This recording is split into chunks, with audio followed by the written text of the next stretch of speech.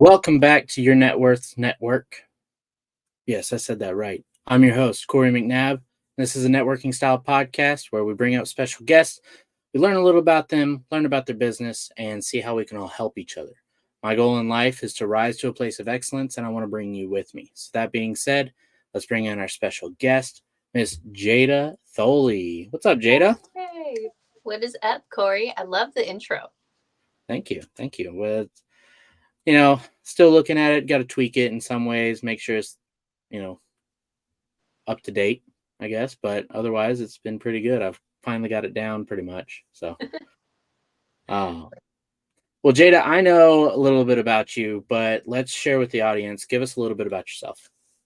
So, I am 24. I'm a real estate investor. I've been doing real estate since 2021. I actually started when I joined the Sub 2 mentorship slash community.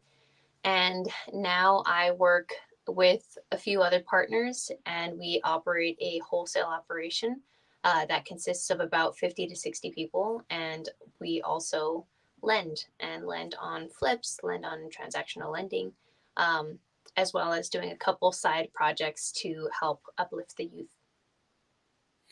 Okay. So, for those who have seen, I've had a couple other people. We're all part of the same team. I think we're starting to be officially known as the Muddy Buddies, but we're still working on that. Might be a better name in Oh, the future.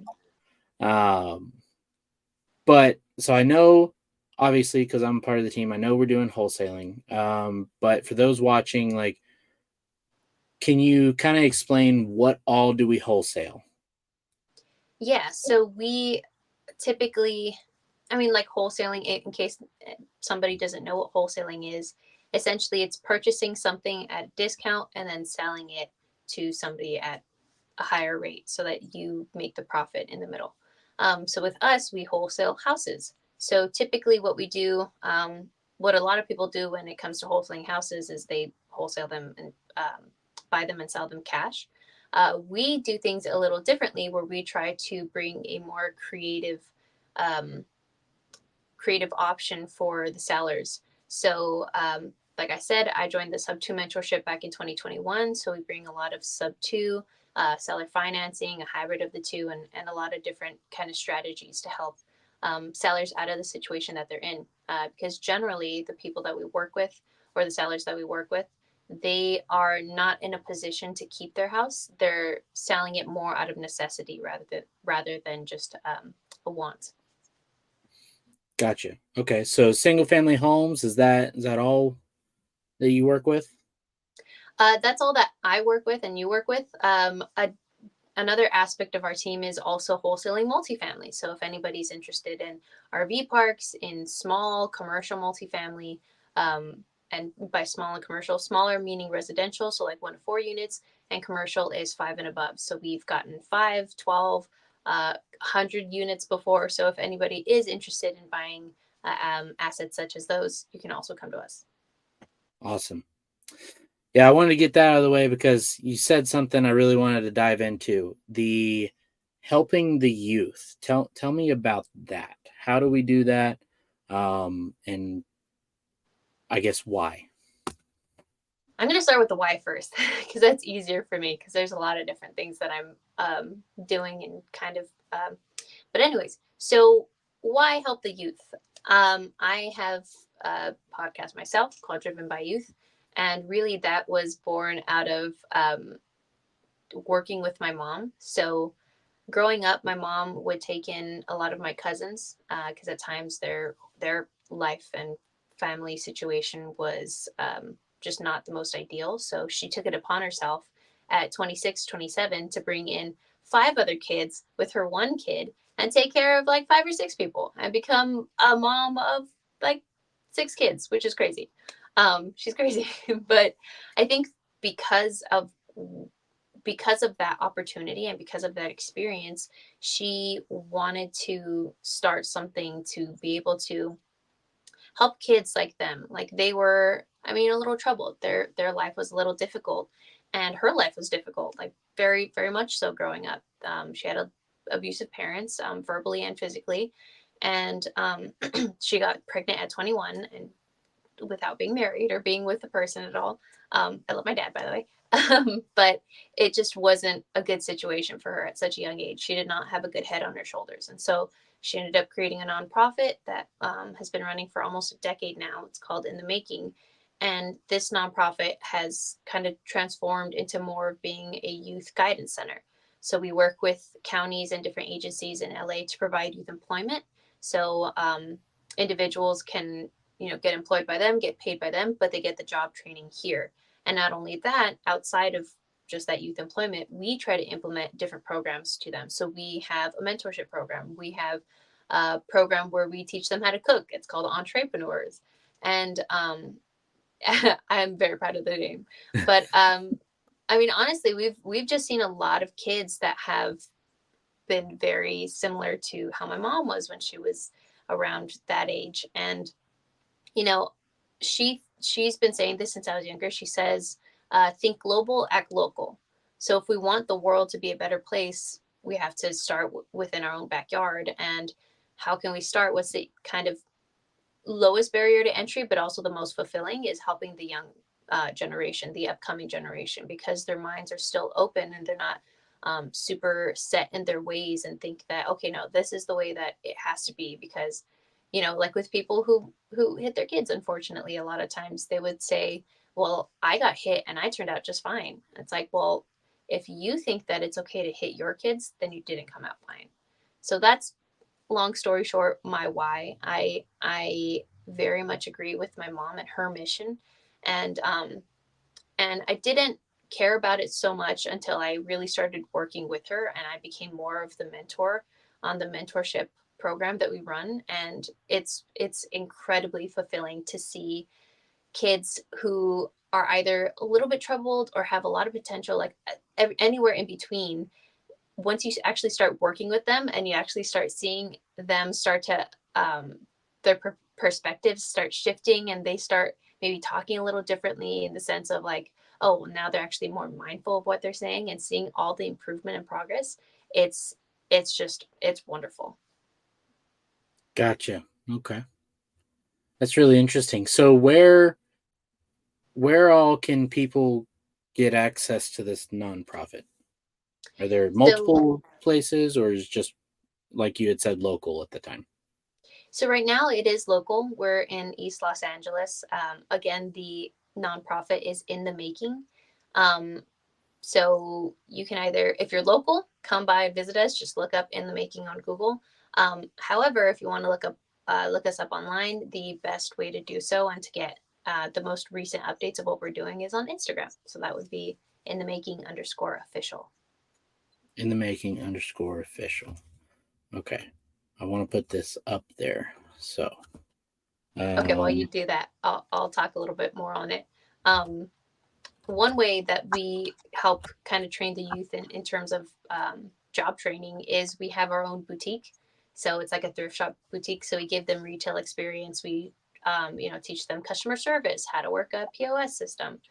I don't know if POS also has system in the name, so that might have been redundant, but teach real them quick, did you merchandise. say official In the Oh, Making official? Okay, sorry. Please no, you're continue. good. But just in case anybody is curious of like, okay, well, what does the job training look like? Oh, thank you. You spelled official wrong. Oh my goodness gracious. I And see, work. so here's something I really like about doing these recordings is that I don't edit. Ah, So all these mistakes, these are real time, guys. Okay, this is not for show. This is just how I am. How the heck do you spell official? CIAL. Oh, I had that.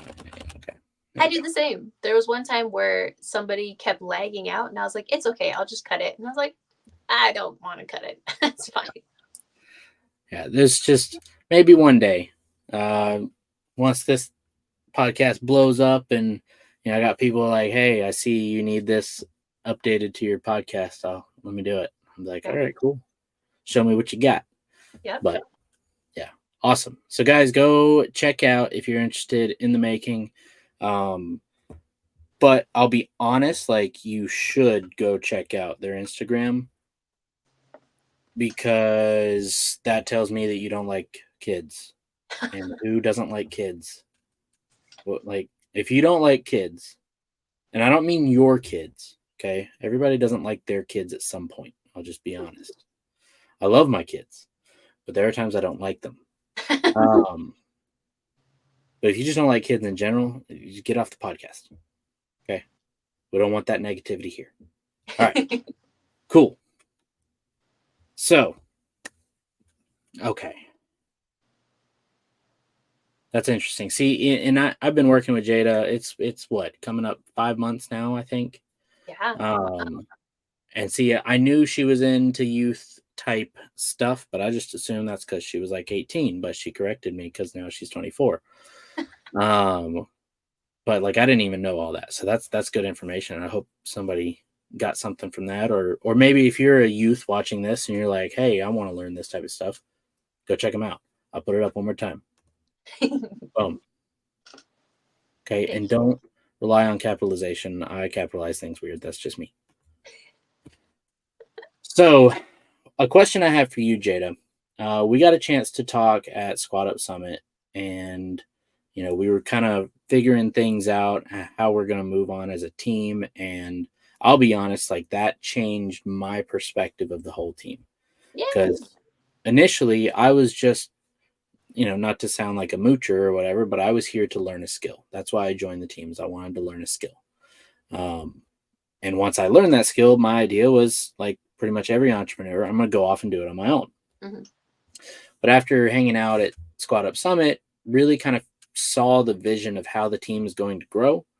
Even if it's not like that's exactly what we're doing, I see that there is potential in the team now. And so now I'm more motivated to stick with the team. But something I didn't get to ask you that I'll take the time to ask you now is what would be your end of life goal and how would you get there? Oh my gosh. What a question. Dang. I think right now for me it's always been a little difficult to try to think of like, okay, what do I want to be when I grow up, or what do I want to have when I grow up? And I'm not too sure why. I'm still trying to think about that more.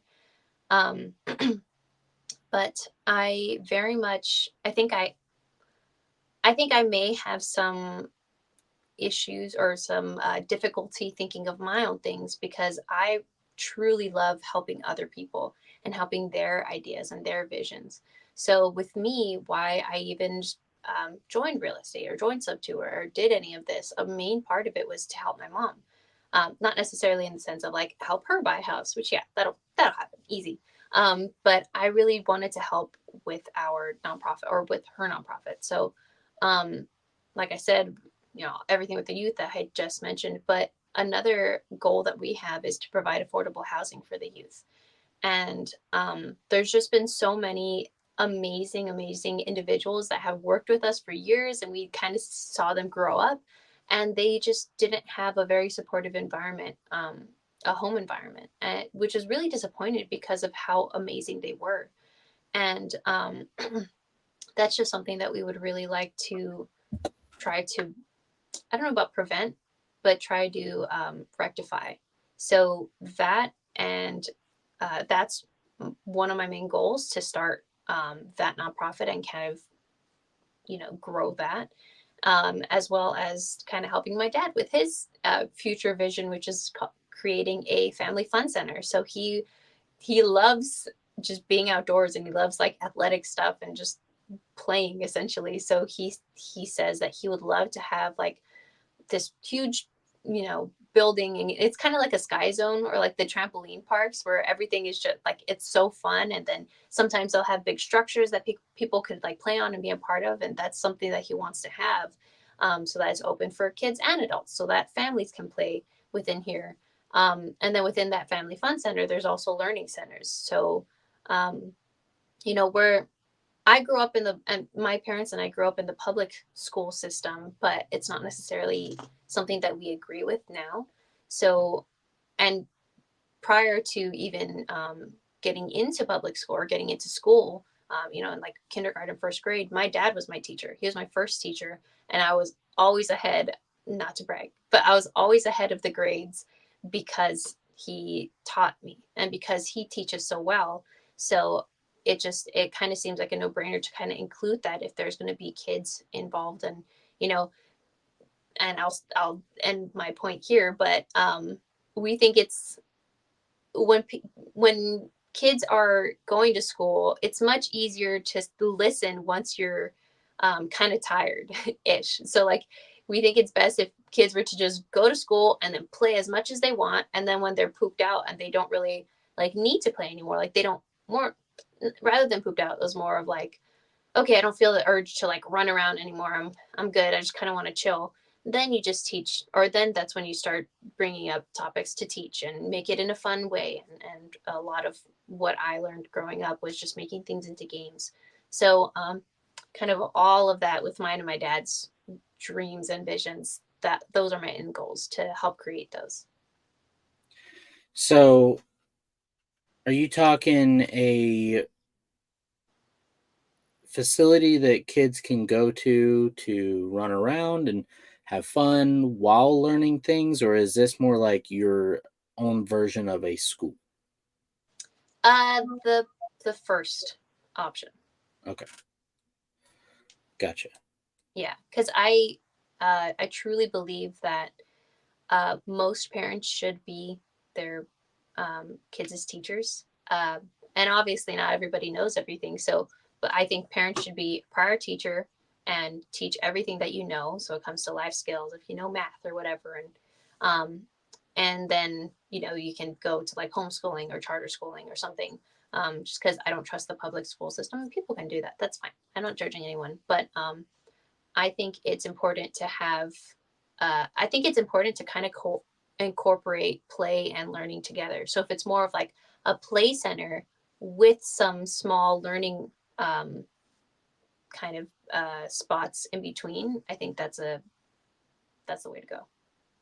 Now, what age range are we talking about for this type of thing? Young. I mean, I would say elementary school to. I mean, probably maybe not high school right now in terms of like the learning. I think it would be more of like elementary, middle school. Um, but I mean that wouldn't mean that we can't incorporate high school ages later on. Okay, so I don't like talking about my stuff on these podcasts because I want it to be focused on you, That's but fine. I also want this to be a conversation. So you said something about watching these youth grow up but they're not really in the best environment, or their environment hasn't changed, or however you worded that, right? Mhm. And that made me think an idea. So you've heard my goal about basically changing the system of food in this society, but that actually started with a desire to help addicts, Wow. um, by using farming. So basically, one of the big things with addicts is that their environment has all these triggers that get them into that addictive mindset, get them, those people that they're hanging around with that are used to them doing whatever drug they're doing, right? Even if they go to rehab, the reason rehab works for a short amount of time is because they pulled themselves out of that environment, Exactly. right? But then where do they go from there? They go right back into the environment and they relapse, right? Yep. So initially I had thought of having a farm, with the same style, the permaculture, abundance, variety, all that type thing, but having people like addicts who are wanting to get clean. First off, they have to want to get clean, Hmm. right? They come and spend maybe 6 months or whatever on the farm. They choose an initial skill, whether it's, you know, plowing, whether it's, having to calving, having to do, butchering, whatever, right? Hmm. Something, a job on the farm. They choose that and they spend time working on that and they build those skills. Once their time is up, they get a choice. They can either stay on the farm permanently and work on the farm, or we can reach out to connections in another part of the states that they did not come from. Mhm. We're not going to send them back to their own environment. Mhm. Send them somewhere else so that they can get a job and work there. That was my initial thing that led to this whole thing. But what you had brought up is, I wonder if it's possible to do that with maybe older youth. Maybe they've struggled as a kid in, whatever environment they had, and maybe they're in high school and they're getting to the point where like they don't know what they're going to do when they graduate, or if they graduate. So they come live and work on the farm, learn those things, and then they can go out if they want. I love that. Oh my God. So I like that. maybe we can collaborate on something like that. Yeah, 100%. I was in Houston, as you probably know, the last few months, and right next to where I lived was a farm.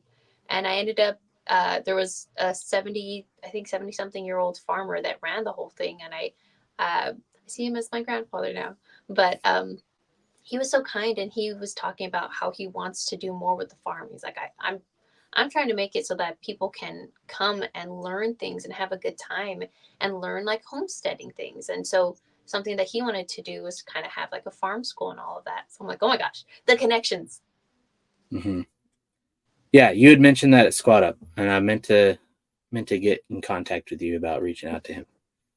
So Yay. that's awesome.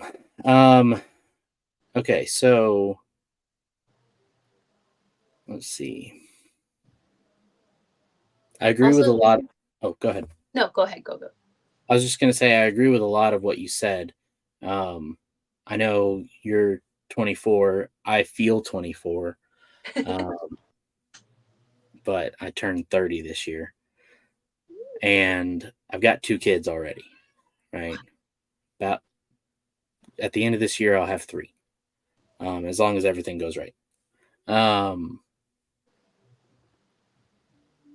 And yeah, I grew up in the public system, and I'm the same way. I don't trust it. Now that goes further into communist propaganda and stuff like that. We don't have to talk about that, or we can if you want. It doesn't matter. This is your show, Jada. Oh, this is my show now. Yeah. Okay, cool. I've taken over. This is mine. Yep. You run your Networth network a couple times. I'll run your podcast a couple times. It'll be great. We'll leave the names. You just show up as Corey. I'll show up as Jada. People will be really confused. Let's do it. I like it. No, but I agree. There's like a lot of I think that a lot of things are actually more controlled than a lot of us might think. So I think the public school system and a lot of what's being allowed to be discussed or set as like classes is very much intentional and not a good way. Okay, so since we're going down this rabbit hole, have you watched? There's 2 films. They're called Agenda and Agenda 2. Have you seen those? No. They're on Amazon. I would recommend you go watch them.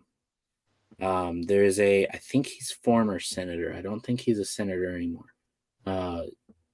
Curtis Bowers is his name. Okay. He was a senator in Idaho.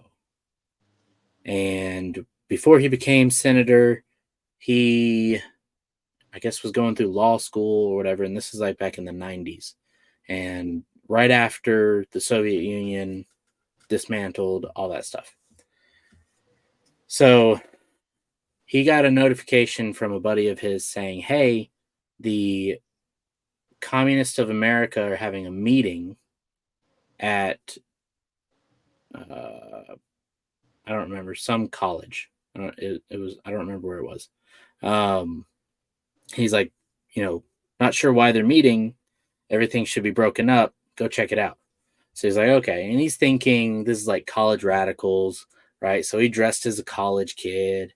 He shows up and it's all like 50, 60, 70-year-old men in suits, right? And he's like, oh, snap, this is serious. And he sat in and listened, and they were talking. Basically, the whole meeting was about how they were going to dismantle America from the inside, right? So they mention all these things like dumbing down the school system, infiltrating, the churches, infiltrating all these different things, right?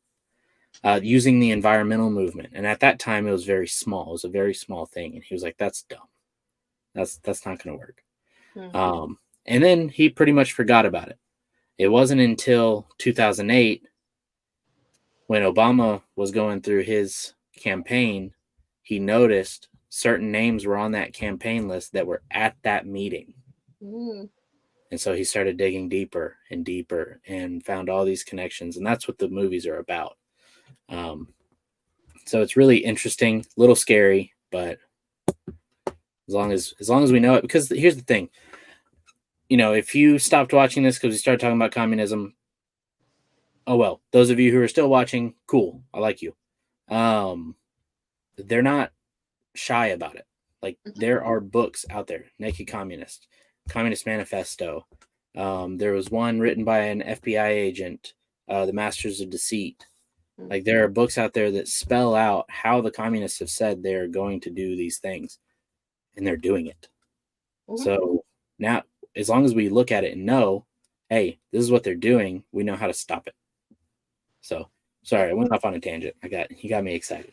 No, I love it, and I agree, and that's also why I think I am so driven by everything that I'm doing and by my parents and what they want to do, because again, it starts with the youth, it starts with the next generation.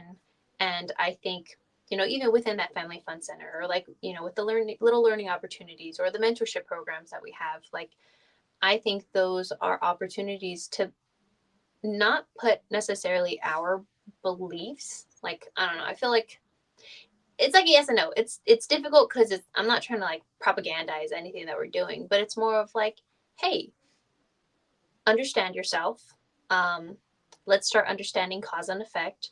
Let's start understanding good intentions versus the outcome, because a lot of people, with a lot of the kind of political things that you had mentioned, a lot of people that are kind of blind to the leading source that's kind of trying to control everything, they'll think, oh, it's so good intentioned, communism. We want everybody to have, good things. And like, that's why everything should be shared and whatever, whatever. It starts with good intentions, but then you look at all the countries that have been communist, and all of them are just, it fails. It fails for a reason. So I think really teaching people that cause and effect is huge. And then I think, yeah, just kind of teaching them more about themselves and about a lot of different aspects of human nature, and why certain civilizations last longer than others. Is it the culture? All of those things. I think that's very, very important for people to really start talking about more. So that's kind of that would be a part of like what I would want to do. Not necessarily putting it into their things, my parents, but if/when I am bigger and gain more influence, not because I want it, but I just love to talk about these ideas with other people. And I feel like if more of these ideas are shared within different areas, like in real estate, like if I were to talk to real estate, I love that Cody Sanchez brings up a lot of these things. That's what I would want to do, because she wants to help people and she wants to kind of reignite that American dream, and that's what I want. It's the American dream. Absolutely. Yeah. Now there's a lot going on, and I think you'll get there, Jada. I say this as someone who's like, I would say probably 5 to 10 steps behind you, right? Like I see the trajectory you're going, and I think you're going to crush it. All right. So it's not if, it is definitely when. And actually this, see, no, I don't want to talk too much, but there, whatever. This is a good one, and it blew Logan's mind. It blew my wife's mind when I mentioned this. I was talking with Logan, which we had on the podcast. If you haven't seen it, go watch his interview. And he was talking about some pretty crazy like coincidences that he had going on in his life. And he was like, what do you think about this? And he brought up a Bible verse and was like, he was like, I'm not calling him out, but he was like, I'm not super well versed in this. What do you think about it? And so I was telling him, I was like, okay, well, first off, like, what is praying? Like, when you pray, what do you do? And for him, I don't know if he wants me to share the story, but I am anyways.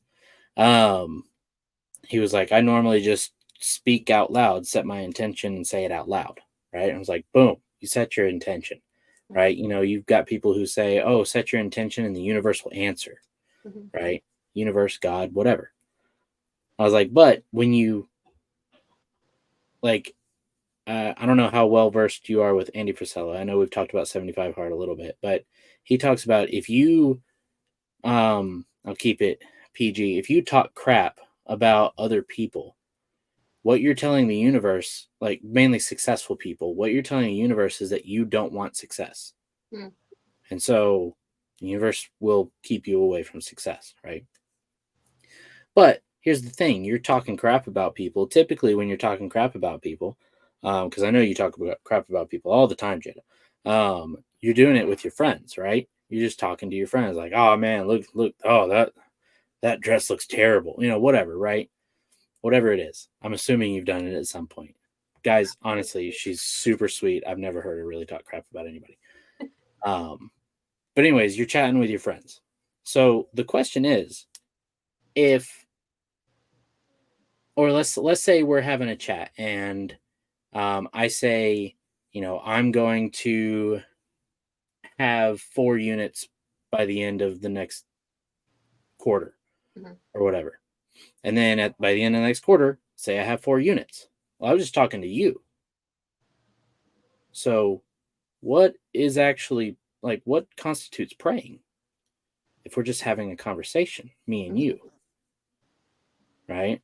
So the power is in your words, right? Actions, yes, they're good. You need actions. But it's what you say is how that all starts. Mhm. So, all that to bring back. Let's try that again, Jada. When you get When big. I get paid. There you go. That's what I like to hear. Thank you. Awesome. Well, Jada, that's pretty much all I can think of right now. Is there anything else you want to say before we move on to the last section of our podcast? Oh man, there's so many things. Like I really hadn't spoken with you until Squad Up, and that's where we really got into like a lot of deep conversations, which is really fun. Like, literally everything that you're just talking about. So I'm like, I feel like there probably is, but not for podcast, I guess. Okay. Other than yes, work with us with wholesaling if you're trying to join a team. If you are, this is something that I actually do want to mention real quick because I forget what the last segment is. But a lot of people that I've met recently is actually they've seen me on Facebook or seen me do different things, and they start asking me like, "Oh my God, how do you do this? How do you wholesale? How do you do X, Y, and Z?"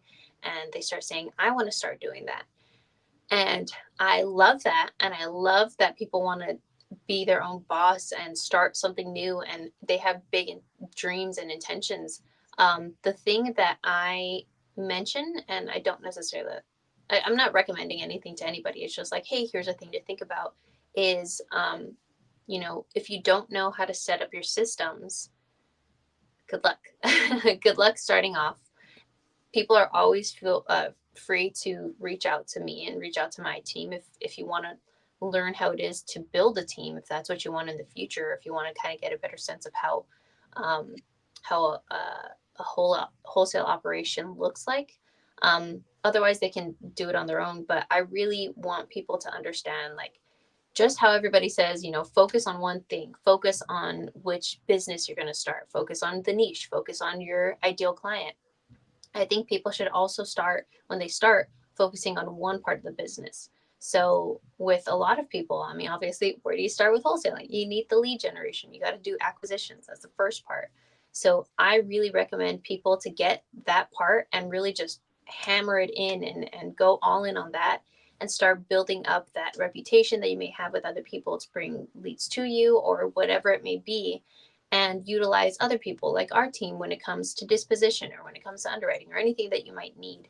um, and that's not to say like, I'm not saying that necessarily to be like, oh, bring business to us, but really like what I don't think I mentioned it on the podcast yet, but kind of what you were saying when we had a meeting is our team, we're trying to build industry leaders. So we're not expecting people to stay with us forever. We're trying to make it so that people don't. We want them to see the whole process. We want them to understand all the things that we're trying to implement so that they can start implementing and grow and have successful businesses themselves.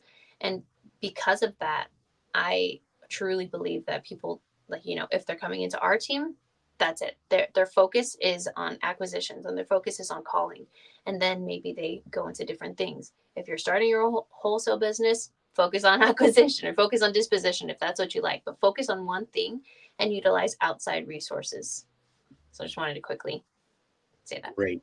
Yeah. No, I got so into the communism and all that type of stuff. I totally forgot about the team. So this is great. I'm glad you brought it back. So how can somebody, I guess, join our team? Reach out to me. I am the funnel essentially. So there's my number. Reach out to me on Instagram or on Facebook. It's all my name, and we can discuss it from there. Because a lot of people may want to be a part of a team, but maybe they don't like calling. So, you know, if we have openings for other positions, we'll see if that's a good fit. If we don't have any openings, I know a ton of other people, and I really want to help people connect to where they would be most successful. Awesome. Awesome.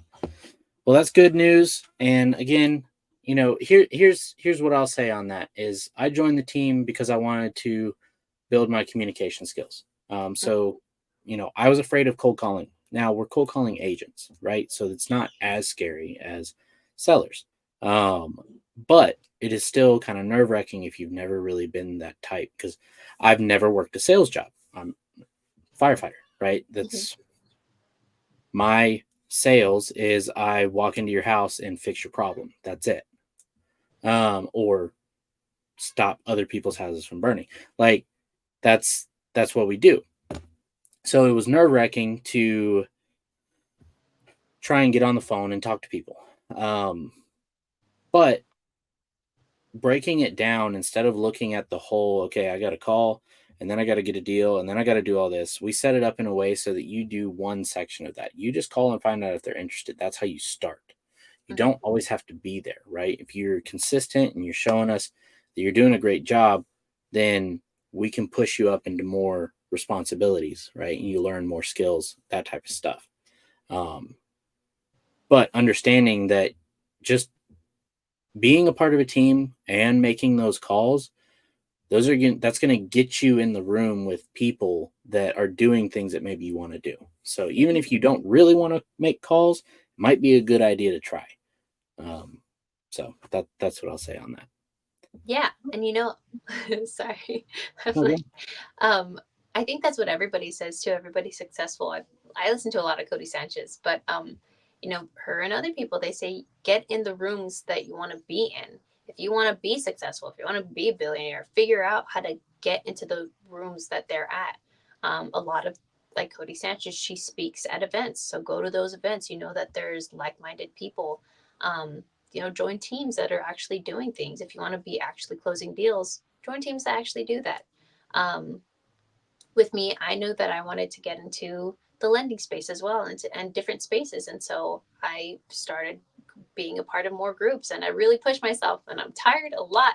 But um, when I get proper rest, I'm actually able to be more appreciative of like, oh, well, where was I a year ago? Where am I now? It's like, oh my God, that's crazy. Everything that I've been wanting to do, it's coming and it's coming and more and more and more. And, you know, like I was saying, like with lending, I wanted to work with certain people. And for me, I was very intimidated because they seem really, you know, big and they don't need help when it comes to real estate. But I still kind of surrounded myself with them and with other people. And then they gave me the opportunity. They're like, we don't need really anything, but we want to work with you and we want to push you up. And they knew that I want to help people in general as well. So they're like, yeah, let's start helping people. And so we're trying to provide funding so that everyday people can still be in real estate. They can still do things that they want to do. If they want to, if they want to flip properties, we provide like lending for that. Or we provide funding for that because there are opportunities galore, but a lot of times it's the capital and it's the funding that hinders them. So it's like you said, like, what do you want to do? Figure out how to get into those rooms, and the opportunities will come. Absolutely. Well, let's jump into the last segment. Unless there's something else you want to touch on real quick, Jada, I'll always give you opportunity to talk. Feel free to interrupt me. So last 5-6 questions I always ask. Those of you who keep watching these shows, you know what they are. But Jada, I know she's watched every one of them. But still, sometimes you forget. So first off, what made you want to be on the podcast today? I want to support you. You're in my team and you're a good friend. And I really believe in you and your goals. So that really is it. Awesome. I appreciate that. So warm. So outside of the team is how I'll preface this one. Why aren't we doing business together? I think outside of the team, our goals are not aligned yet, but getting there. So I know that you want to buy properties and I'm funding stuff, but not necessarily funding to buy properties yet. Gotcha. But that's where the team comes in, since we're finding more properties for you to possibly buy. Awesome. Yeah, I was going to bring that up too. I was going to ask if you were interested in being an equity partner, but not quite there yet, huh? Not yet. Okay. So then what would you say your strengths are in business or in your personal life? I think my strengths, also having taken the Clifton strengths test, is, well, I'll just go with that first. So look it up. It's a good assessment. It's a little different from like a personality test, and it's its own assessment. But from that, I think it's really helped me with understanding where I fit in my teams and the different projects that I'm doing. But majority of what my strengths are and what I'm good at is being very positive and wanting to keep harmony within projects or teams or groups that I'm a part of. I don't necessarily like conflict. So the harmony is there, and that's where it really helps when I have people like you or other people who are assertive and don't care about not conflict, but if there's tension, like, you can resolve the tension or you can work through it. And I would rather kind of nip it in the bud and resolve it ASAP, which can be helpful at times. But I would say that those are my biggest strengths, kind of bringing positivity and a different perspective that helps me out to other people, because I know that other people have a lot of stuff going on in their lives. And I think what helped me when I would talk to my parents, when I would have problems at school or whatever, is they would always switch the perspective. So instead of like, oh my God, this is happening to me, like, why is this happening to me? It's more of like, okay, well, this isn't the most ideal situation, but because I'm going through it, I know how to work through it. So if I come across situations like these again, or even if they're on a larger scale or not, I've handled it before. I can do it. It may be a little stressful, but the more that you go through similar situations, the more graceful you should become with them. And along with that, I am also, I think, adept at figuring out solutions to a lot of different problems. So if people are like, yeah, I just haven't had the time to make calls or haven't had the time to blah, blah, blah, blah, I'm like, okay, well, let's hop on a call and we can go through your days. Like, I'm fine with organizing your days with/for you so that we can solve that problem. So those are my biggest strengths. Awesome. So on the flip side of that, then, what are your weaknesses? I don't like conflict. So, I mean, I am a landlord, so I push myself to have a lot of difficult conversations. So that's been cool. But I think I have more of that to go to like just get the conversation out of the way instead of like waiting until it's kind of already like fizzled out, because there could have been some resentment building up beforehand or anything. So I think if I can learn how to best cope and just deal with situations head on and try to figure out how I can bring, my own strength of like harmony and stuff, but quicker, that would be the best. Yeah. Eat the frog. Yeah. Get Eat its whole family. Whoa. But yeah, no, eat it first. Get it done first. That way it's not as powerful. It's not as looming, or however you want to word it. So awesome. What do you need help with that will make you money in the next 30 days? Ooh, that's fun. Honestly, I would love to lend on people's deals. If somebody is looking for funding when it comes to double closes, if they're wholesaling, if they need EMD money, if they have a flip in Texas that they're super excited about and the numbers work well, we can absolutely do that. That would help me.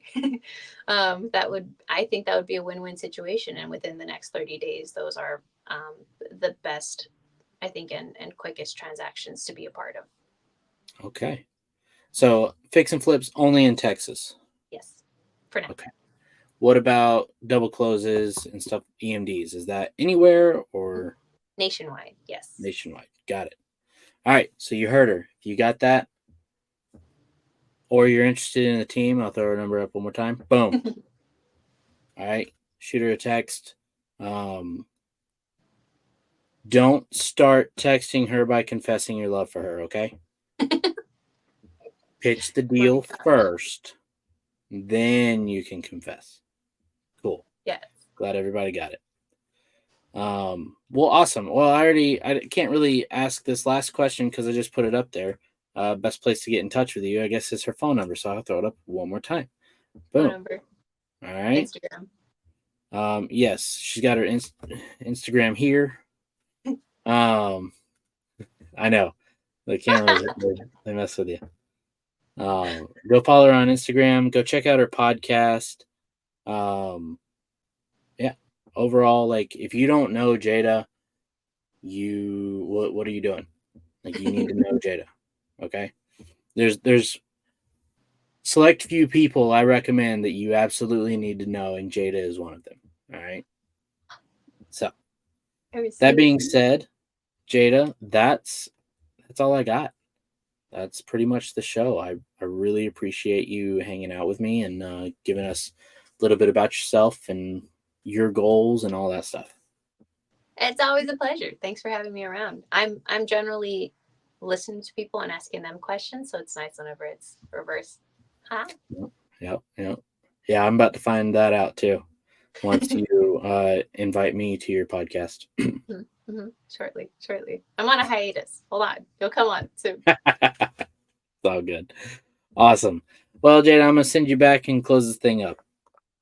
You're welcome. All right. Thank you again. All